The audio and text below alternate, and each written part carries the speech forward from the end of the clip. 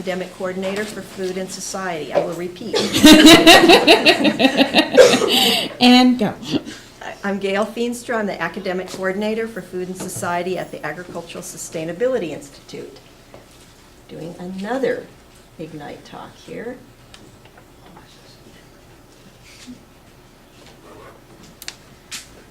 I'd like to share with you now a rather new set of research and outreach activities that we've been coalescing under the banner of values-based supply chains.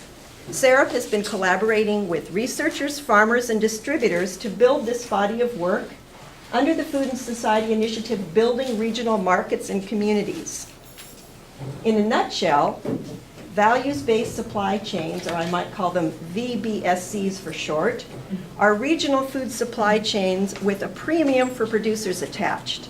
The premium is based on values: regional and local, family farmed, sustainably farmed, or third-party certified, just to give you a few examples. Interest began to surface among researchers and others in the early 2000s when we began to notice a trend toward disappearing mid-scale producers. In California, for example, only farms with gross sales over $1 million increased in number in sales. Now, this is important because almost 80% of U.S. farmland is farmed by producers in this category, $50,000 to $500,000. And rural communities are often connected to the economic viability of these producers. So when these producers go out of business, they leave their farms, rural communities suffer. At the same time, we're seeing an uptick in consumer interest in regional and local food systems, not just at farmers markets, but in grocery stores and through institutional sales. These total sales grossed $4.8 billion in 2008. People want food with a face on it. We began partnering on several USDA grants to study what we were calling then alternative distribution networks, and they gradually came to be known as values-based supply chains.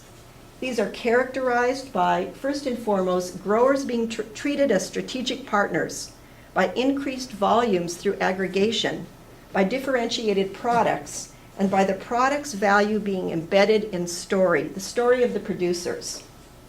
We began by conducting 5 case studies throughout California with small, medium, and large-scale supply chains. We started by conducting interviews with stakeholders throughout the supply chain: farmers, distributors, food service, and retail buyers. And we wanted to understand the product, the financial, and the information flows, as well as the specific challenges faced by these supply chains. We found that regional food hubs are emerging as ways for producers to aggregate their products, yet it is the grower's ability to communicate authentic stories that is most critical to their successes. Challenges for VBSCs were market development, market access, and consumer education. Regional food processing and distribution facilities can improve these chains. However, it's most important for farmers to be able to ask questions. So to provide farmers, extension personnel, and researchers with some of these answers, SAREP developed a set of products which are residing on our website. This could be the beginning of VBSC solution centers. Small, ethnic, and beginning farmers, however, need additional help in accessing these wholesale markets. So we've conducted 5 tours to date for these producers to introduce them to wholesale buyers, to retailers and restaurateurs. Here at the San Francisco Terminal Market, Rick Tombari is describing how baby vegetables are packaged, stored, and sold, and what the market is for this kind of product in Northern California. One grower wrote in his evaluation, "The experience of direct contact with the different buyers I met today has provided me with an invaluable educational opportunity I could not have had on my own." Here we see Bill Fujimoto working with us at Diablo Foods in Lafayette. The outcomes for producers include expanded marketing options, increased economic viability, and better understanding about the costs and benefits of food hubs.